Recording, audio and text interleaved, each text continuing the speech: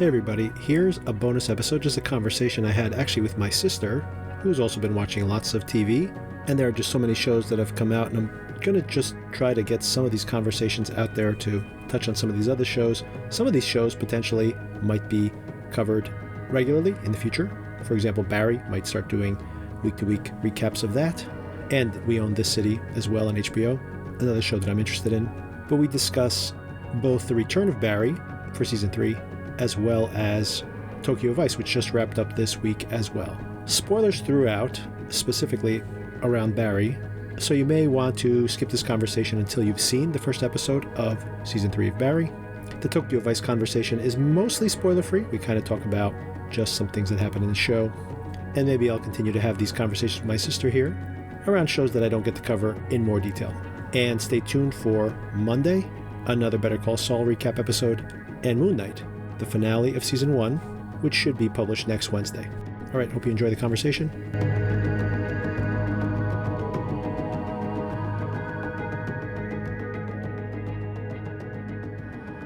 Welcome everybody to another episode of Need Some Introduction.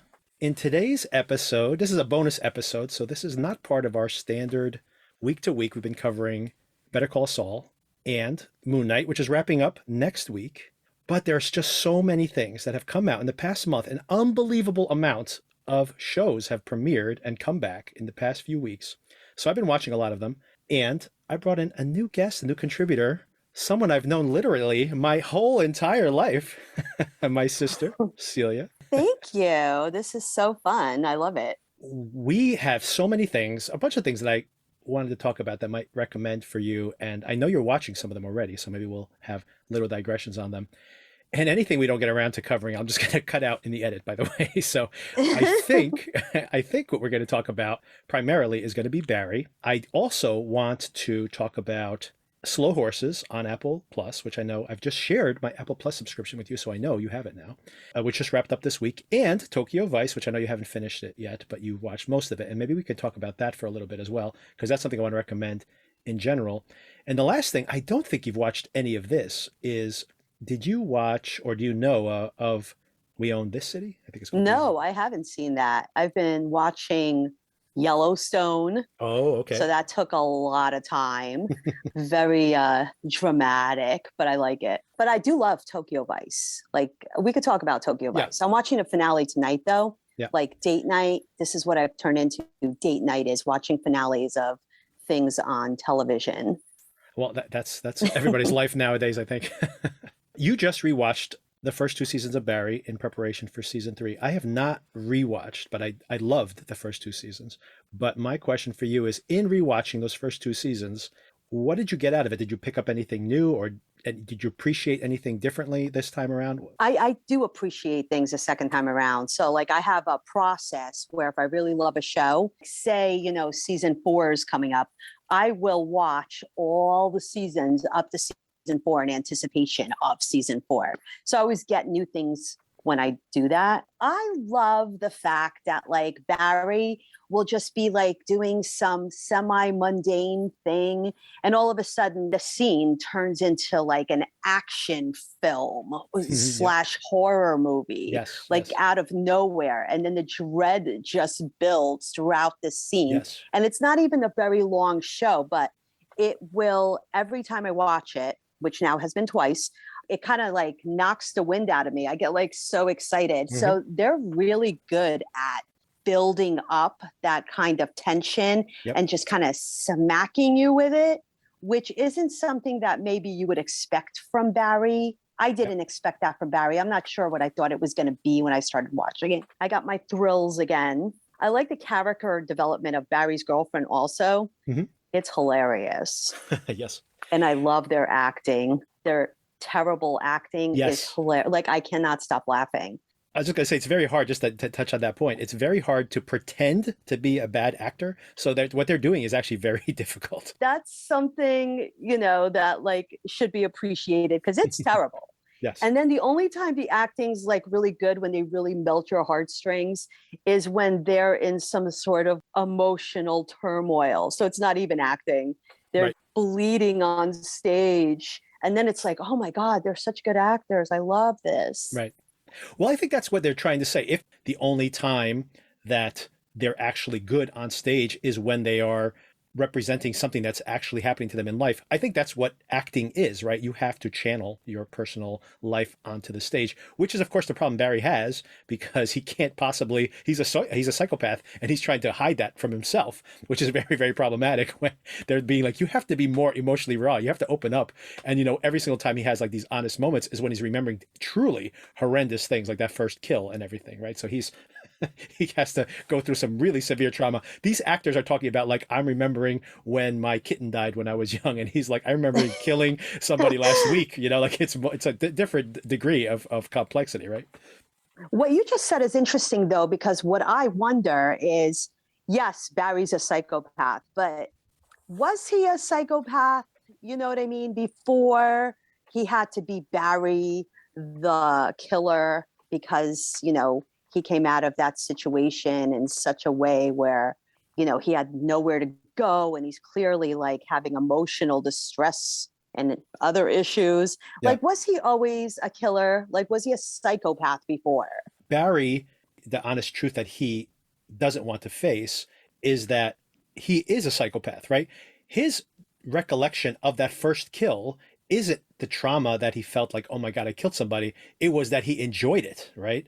So is that him confronting the fact that he's not a killer because he has no opportunities and because he's been trapped in this? He keeps telling himself that's why he is this person. But is that true? Or is he really someone who likes to kill? And he's also very good at it. I don't think he likes to kill. He not only looks like tortured by the fact that he does have to kill for, I guess, to support himself, or just because what else is he going to do?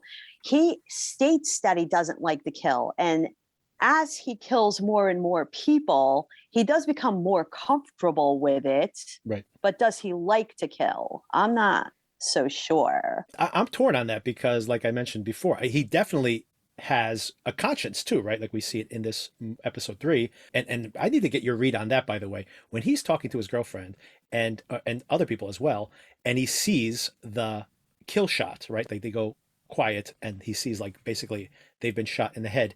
Is this a fear that he is experiencing, that he is endangering their lives, or is he fantasizing about killing them? I think that's intentionally ambiguous. When I saw that, I read it as he is anxiety ridden at this point. Like, Right. he can barely tell reality from Yes. what is not happening.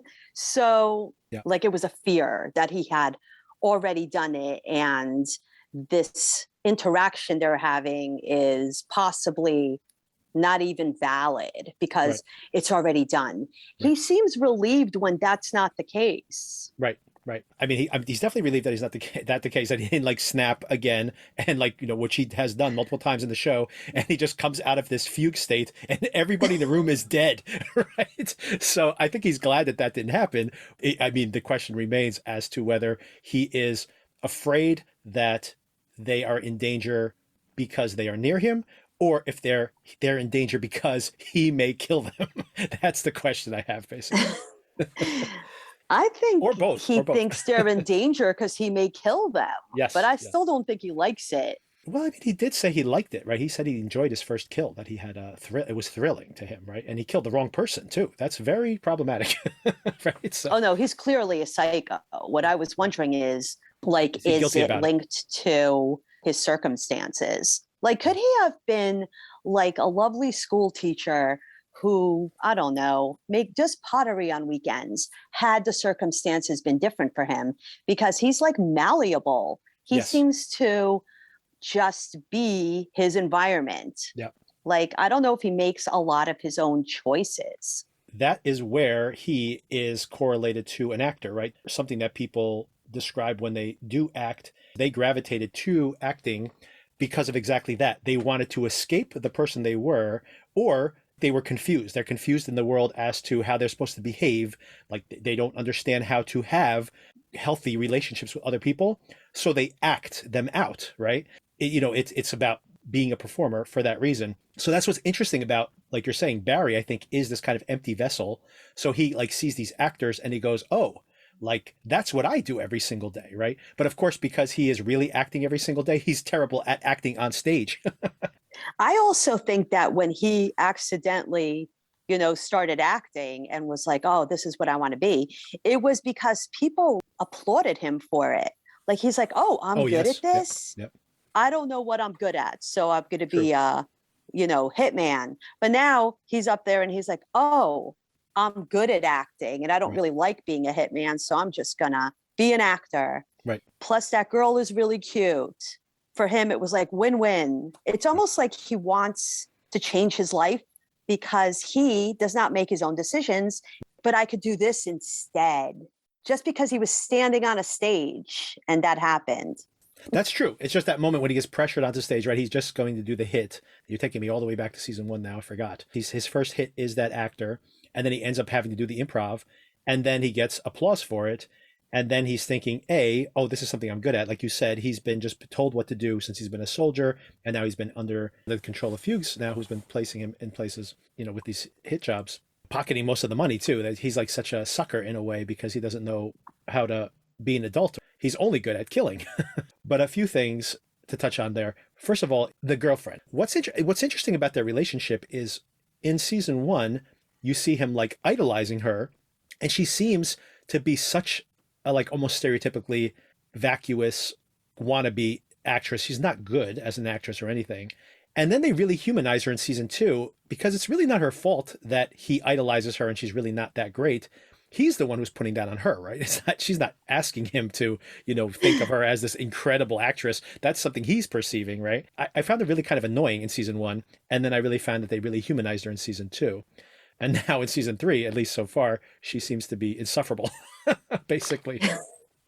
I like that she's insufferable. Yes, I agree. Because this is doomed, okay? Yes, She's right. doomed just to be in contact with him. So you don't want like this really nice person to be doomed. You want like an insufferable person to be doomed. Right. So it's really entertaining. Right. Like the more annoying she is, like the better the show feels to me. And then Fuchs has all the funniest scenes in it, like either when he is being tortured, or I think maybe the biggest laugh out loud moment I've ever had in the show was when Barry's like out on the patio at his apartment and Fuchs is inside, and the people come in to like, and they're like killing Fuchs, they're like strangling him with like a wire in the back, and they drag him out of the apartment. That was great. And he's like on the phone, totally oblivious to what's happening. I laughed so hard at that whole sequence. And Fuchs is just like, and Fuchs, by the way, is such a screw up and such a mess, and also such a monster. But he's so entertaining, despite being like a truly terrible, terrible person. He is, and I also love, what is the other guy? Oh my god, he is the best character on the whole entire show. It's NoHo Hank. NoHo Hank. I love NoHo Hank. Like I want to hang out with him, just to watch him be absurd. It's great. And he's now in this new relationship, and he seems like he's been such a clueless idiot up until now. He really seems to be much more comfortable and a little more on the ball. Like I almost picture last season he would have when Barry shows up at his house and he's asking for another job after he like screwed up everything for him, and he basically just calls him out and going like, "Wait a second, you came here to me? Like, you almost got us all killed last time." I feel like that's not the Hank we would have seen. Like Hank like idolized Barry so much last season that he would be like, "So glad to see you again." I feel like he has maybe turned a corner. But he is hilarious. Like that is an incredible performance by that guy. He's a really, really fun character. I mean, he's funny, but I think like, yes, he idolized Barry in a way because like he finds him interesting, for so many obvious reasons in his head. But also at the same time, I feel like he's kind of like, I'm over you. That's enough of you. Right. He kind of messes everything up around him. Oh my God, absolutely. So yeah. it's annoying to have him show up on your doorstep for no reason or your patio, wherever.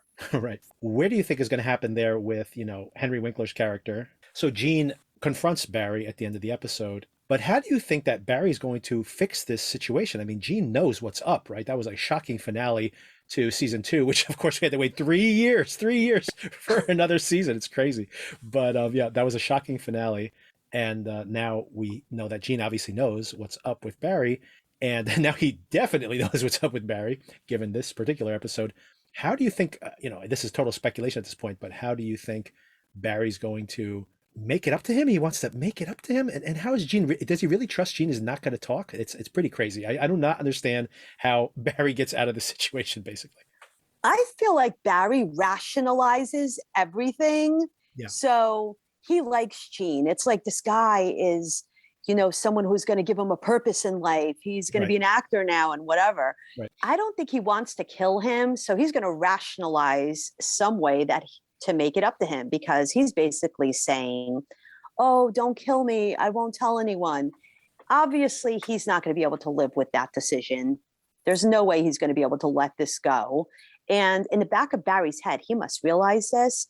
But in the moment, he doesn't want to kill him. So he has to rationalize this way that he's actually going to make this up to him and it's all going to be okay, which I'm really curious about. What would that be like? That's what I mean, right? Think about Barry's perspective. Gene, which was completely incompetent and inept with the handling of the gun, hilariously, by the way, the gun like literally falls apart.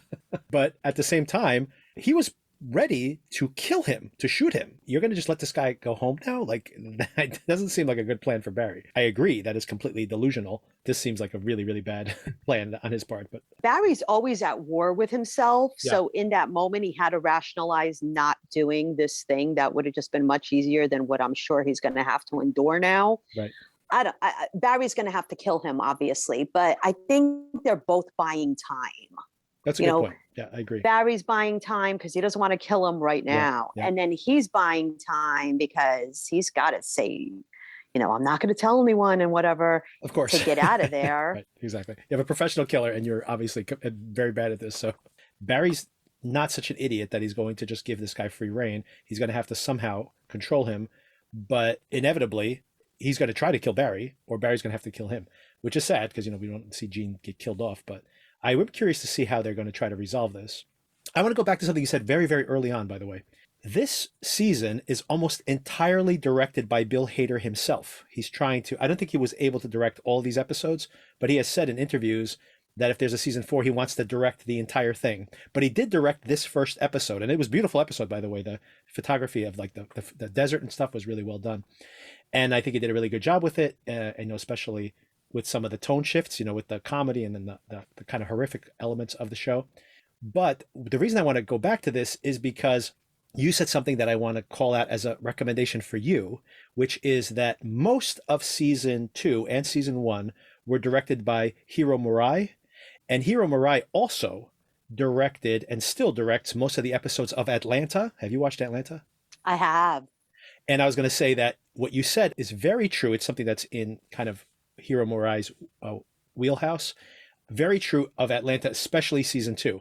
Every episode of season 2 of Atlanta is basically a horror movie. People are just like kind of walking down the street and then things get a little weird. And then all of a sudden at a moment, you're like, hold on a second. Is like someone going to die right now?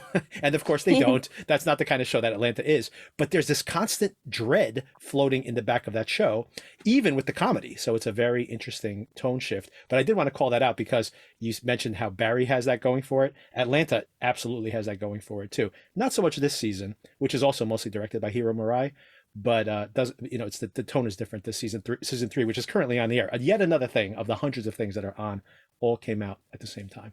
Is there anything else you want to touch on with Barry? Or if not, we can jump over to Tokyo Vice.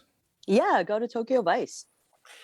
All right, so this is nuts. I do not understand how this happened. Last year when we had the podcast, we had like a dead spot. I think it's because of the COVID. We couldn't think of anything to watch. We couldn't find anything to watch. And as a matter of fact, we had kind of a dead spot in January. And then Severance came in February and became hugely successful for us anyway, and in general became hugely successful. But there's relatively little things on the air. And I do not understand how these programmers are trying to find an audience and putting all these things on at the same time. But at the end of March, we had the Lakers show, The Winning Time on HBO, which I've been watching. And it's very uneven, but the story is so interesting. It's such a fascinating story about the Lakers that I've been watching it through, and it's about to wrap up soon. But that's one thing. Atlanta came back. Moon Knight has been on, and we've been covering it. Of course, Better Call Saul is back, but we have, Shining Girls just came on Apple TV. Apple TV alone has had 3 or 4 big shows come out, like Slow Horses just wrapped up, and I'll tell you a little bit about that one soon. We have Barry's back, And that's just the tip of the iceberg. There's so many shows. I don't understand. There's Outer Range, which I've been watching, and I'll probably have a review for next week because it wraps up next week. And then of course Tokyo Vice just wrapped up. But there's just so many shows. I'm not even talking about all the con man shows that were on, like, Inventing Anna and the We Crashed docuseries about WeWork, and the one about Uber, and the one about Elizabeth Holmes and the Theranos scams.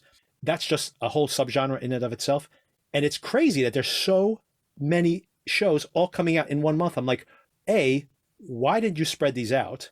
And B, like, these things are going to get bad ratings, I assume, because there's just too much competition. And then they're going to be like, oh, the shows were bad or whatever. They're not bad. There's 45 things on the air at the same time. Who's going to watch all this stuff? It's insanity. Really, it's totally crazy. And to that point, I think a show that got lost in the shuffle probably is Tokyo Vice, which I thought was really good. And this show, for anybody who's unaware, is produced by Michael Mann, Miami Vice, right? So this is Tokyo Vice. It is not, I think they were trying to pitch it as like, oh, he made Miami Vice, and now 30 years later, he's making Tokyo Vice.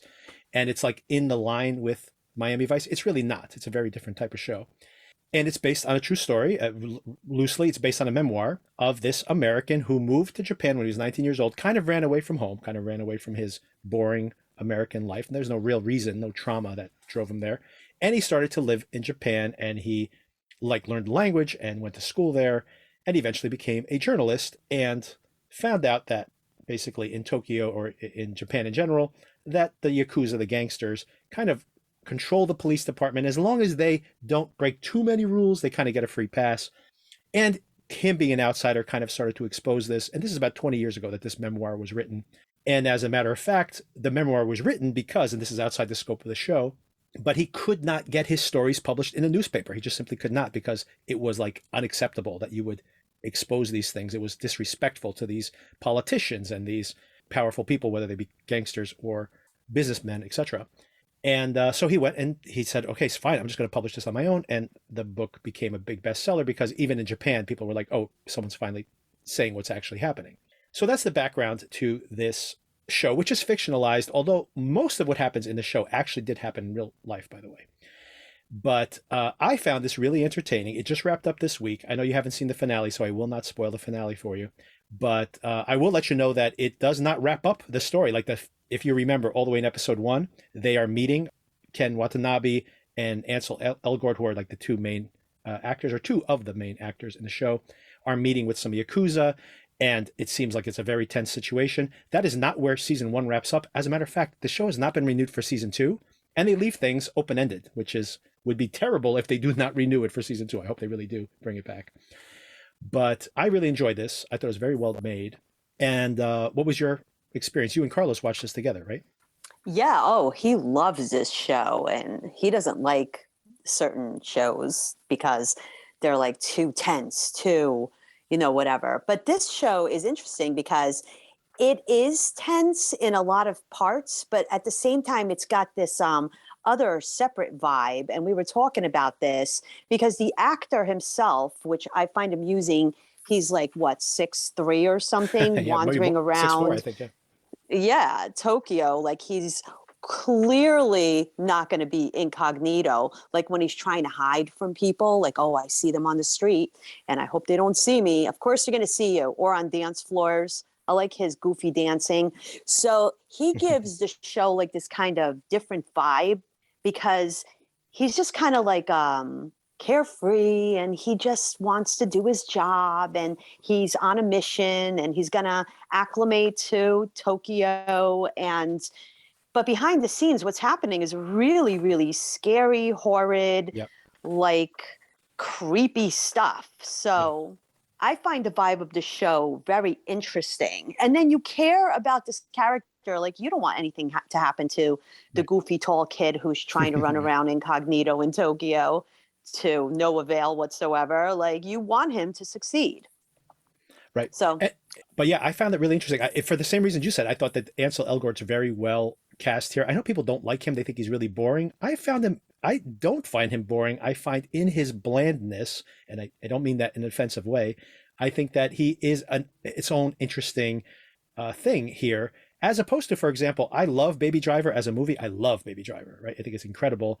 But I do find him kind of boring in that movie. He's like not really a fully fleshed out character.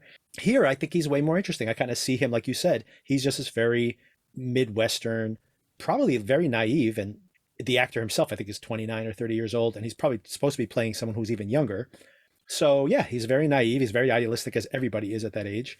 And I think it works well. And I also, like you said, I don't know if the actual real life author is actually this tall, but I do find it very funny to see this fair skinned, fair haired, 6'5" guy walking around Tokyo. Very, he's half a head over every man and a full head over every woman. Like when he walks down the street, and he's in his like oversized suit that he somehow inherited from his dad or something. I think it was the style back then. Maybe. I'm like, I'm right. looking at a suit. I'm like, oh, I think he's like really, styling that outfit from, the 90s. Because I think this takes place in the 90s. But it's early 2000s. It's early 2000s. But you're absolutely right, because if he like brought this suit with him from home, it is a 1990 something suit, right? So yeah, well, I like his character because his character is believable. Mm-hmm. So I don't find him boring at all. It's like one of the parts I like the most about Tokyo Vice. Mm-hmm. And I like his friend too. What's that guy? He's a tortured character. He's the boyfriend of that girl. They both like the Yakuza guy that they're both kind of mixed in with. Yeah, I don't know the actor's name, but yeah, he's very good. I think he's very good. The one thing I'm surprised of on the show is Ken Watanabe, who's probably the most famous person in the show, is a little underused. I think they really did not give him enough to do here. He's the straight and narrow cop that he works with, the older one. And so I'm a little surprised that they didn't use him more. But I feel like it could be a setup for season 2. So there better be a season 2. It feels a little like a setup.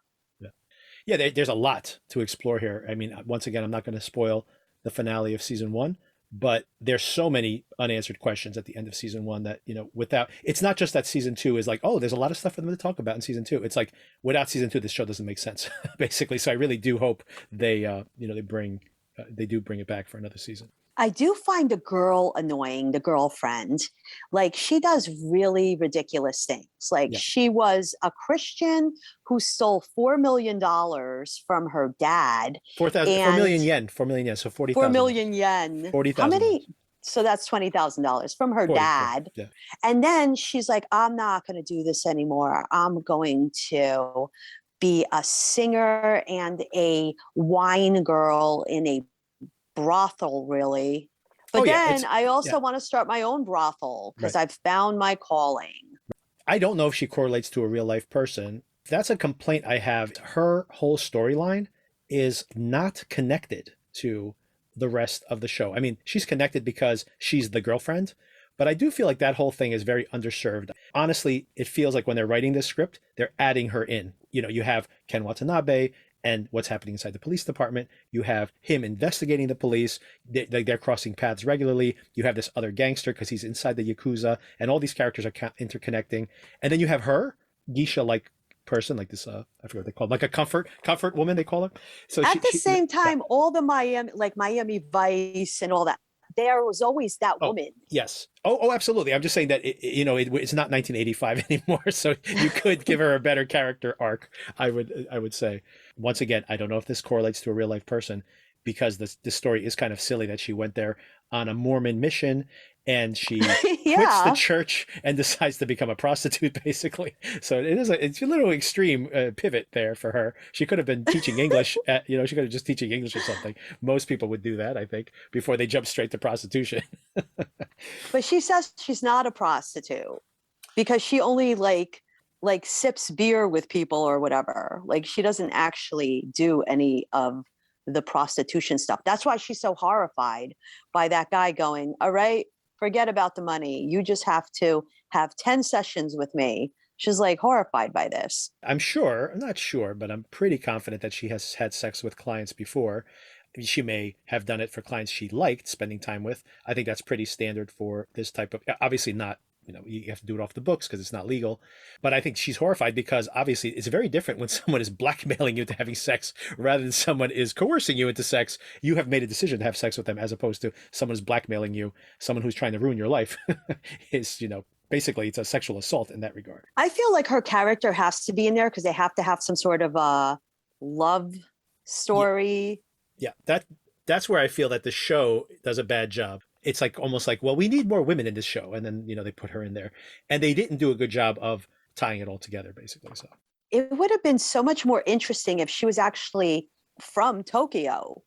that's a criticism of the show, by the way. One of the criticisms of the show has been that you're discovering all about this Japanese culture through these white protagonists, which is kind of, once again, another kind of old school way of telling this story. And my defense of that is A, that this is based on an actual memoir, something that actually happened, right? And B, that it becomes our entry point to this culture as well, right? As Westerners, right? So I think that works for his perspective, but I totally agree with what you just said before. It's in the fact that unless she is a actual person based on someone who's actually in this, this Mormon girl, unless that biography is true, and I don't know if it's true, it would be more interesting. Why can't she be a Japanese woman, right? Like, why do you need to have this another white Midwesterner that stumbled into Japan and decided to turn into a prostitute, right? Like, why not have like some poor Japanese girl, one of these girls who was a model, which is a lot of these girls, right? And then little by little they slide into this lifestyle, right? There are way more interesting ways to tell that story than that one. I agree. It makes it sound like we don't like it, but Right. Yeah. Everything else is great. Like, I like the suspense. I like his character. Yep. I think he's very charismatic. I don't find him boring at all. I like that he's a little naive, and I want to know his backstory. Yep. He didn't just leave for no reason. Like, exactly. His sister is having some sort of issue, and she sends him all these tapes, and he listens to them all the time. So he clearly misses her. I don't know what happened there.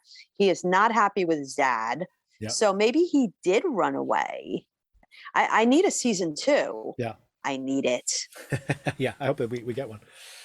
Okay, so a couple of things I'll recommend to you and to audiences in general before we wrap up. And we can touch base again next week. Maybe we'll watch some more stuff and then get back together. Maybe we'll watch Shining Girls, which I do want to cover in some ways because I think it's a very interesting show, although I don't know. It's very ambitious. It's very confusing, by the way, when you watch those first few episodes. I saw the first 2 of the 3 that are available because I would say, I'll just put my review in here right now, that I found it very confusing. I don't know if people are going to have the patience to wait to see what's happening in this show. But I think that what makes me interested in continue to watch it is Elizabeth Moss. She's so compelling. Like, she is dealing with this trauma. She has some condition where she literally has to write down, almost like Memento, write down like the facts of her life because little details of her life keep changing. Like, she shows up to her apartment and something's changed. She has a cat one day and now it's a dog, and she keeps updating this in this spreadsheet. And she was horribly, brutally attacked years ago. And she is now in an investigation, by the way, almost ties in with Tokyo Vice, in that a lot of this has to do with doing journalism and investigation. There's actually a bunch of shows like this now. And the journalistic aspect of the show is interesting, that she's trying to see if this other murder is associated to her assault. But since this assault, she has been having these episodes where things in her life seem to change around her. And she thinks that she's just having some kind of memory loss or something strange happening to her. We discover over the course of just the first episode that it's more than that. I won't go into details because it's really not even clear what they're trying to convey yet. But it is an interesting metaphor to imagine being so horribly, brutally violated that kind of your reality is broken. So that metaphor is interesting. And when she is like talking about her experience, she is so utterly compelling on screen. I'm very curious to keep watching it, but I think audiences are going to get really frustrated with the show, to be honest with you. But that's like my jam. I love everything you just said. The fact that it's confusing like intrigues me. I'm like, It's confusing. I can't wait. And good. Love her. She's a great actress. I'm such a fan. Yeah. I'll watch anything she's in, like anything. So that's the first thing. Catch up on that. Maybe we'll talk about it next week. There's a full 3 episodes out this week, and there'll be only 1 next week. So by then you'll be able to catch up on 4 of them, which is a lot. But maybe we'll touch base again next week and pick it up there. The two recommendations I wanted to mention to you, one was brand new, just started. It's going week to week, so you don't have to binge it. It's just 1 hour per week. It's on HBO on Mondays. It's called We Own This City. And it is, speaking of journalism, it is from David Simon and the producers and writers that brought us The Wire years ago. So it's the same creative team as The Wire mostly. And it is based on a true story about this gun task force in Baltimore. This is really recent, just 4 or 5 years ago that this whole thing happened. And they were basically like the most exceptional police department in Baltimore. And it turns out that they are, and this not giving any spoilers away, we find this out basically in the middle of episode 1, that they are running the gangs in the city. Like there was like the most corrupt police department. They literally are like stealing drugs from drug runners and then selling it back to them in the streets, right? So it's bananas. But it is a really fascinating story. It's just started this week, so I recommend everybody watch it. And just like you would expect for someone who did The Wire, it's very complex. So you see how there's these motivations, like politicians on the left want to have less harassment, but then police make fewer arrests. So crime rates go up. Then politicians on the right, they want more arrests because they want to just have arrests no matter what. And then they basically give these successful, quote unquote, groups carte blanche, and they end up basically saying, oh, we'll be the criminals. Great. We can do whatever we want, right? And it just becomes so utterly corrupt. And there's layers and layers and layers of this corruption.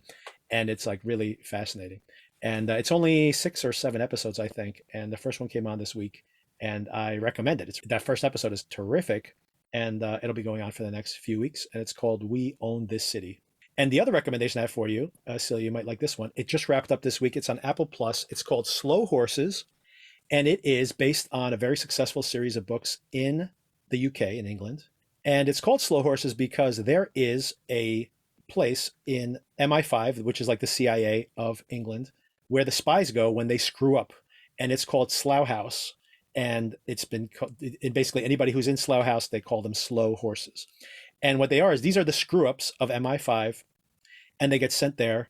And what happens over the course of this show is that they get caught up in a conspiracy, and similar in some ways to We Own the City, you start seeing that everybody's just trying to cover their own asses, and the people in MI5, the real quote unquote spies, are basically trying to pin all these horrible things, these mistakes that were made on these, dim-witted, idiotic, bad agents.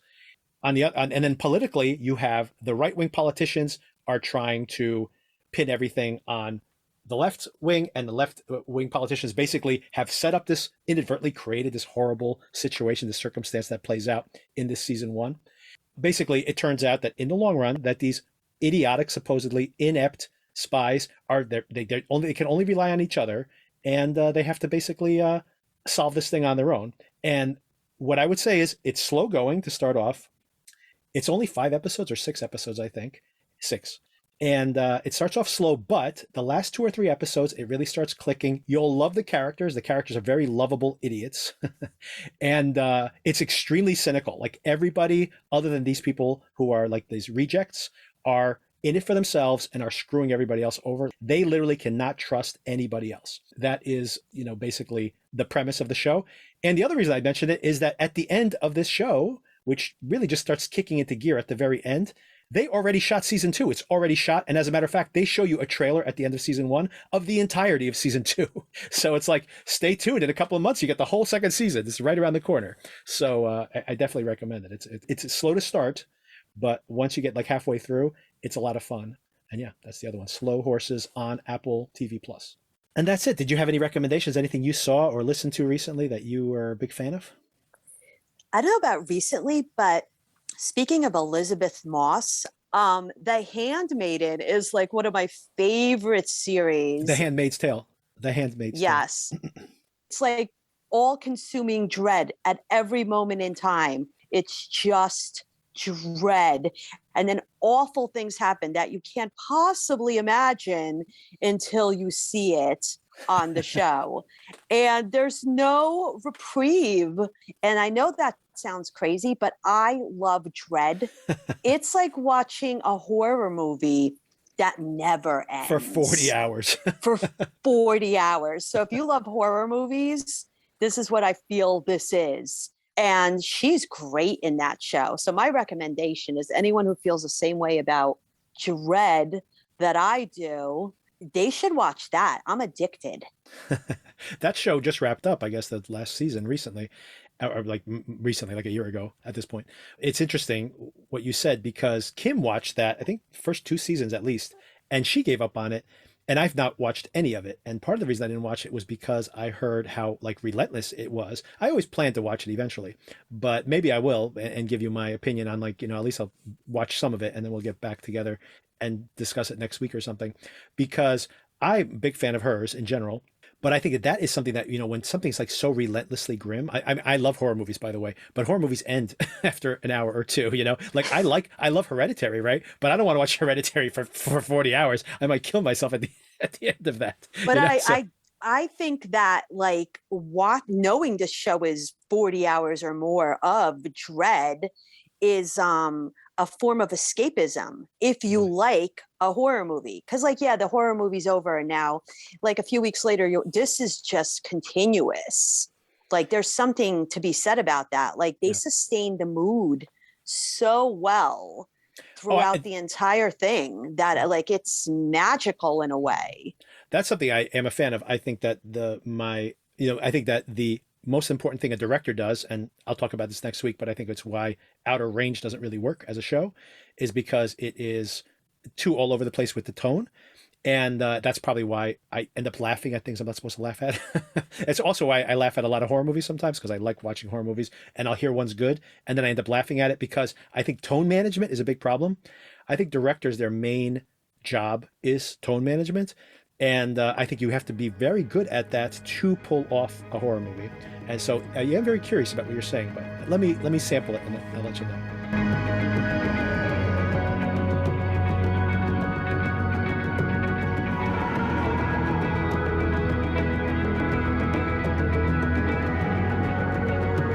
And that's where we left the conversation for now. Hopefully we'll be covering Shining Girls in the future. I'm still a little bit on the fence as to whether we're going to go week to week on that one, but I will be watching it. So maybe I will have additional coverage here in this feed. Check in again on Monday for the next Better Call Saul episode, something I'm very much looking forward to. And possibly Sona and I will also be discussing Ozark. Is it possible we'll be able to watch any of Ozark, which is just out now, the final season? Maybe we'll have time to catch up on it over the weekend. Make sure you subscribe so you know when those episodes become available. And make sure you recommend this to other friends and family who may enjoy the conversation. Talk to you soon.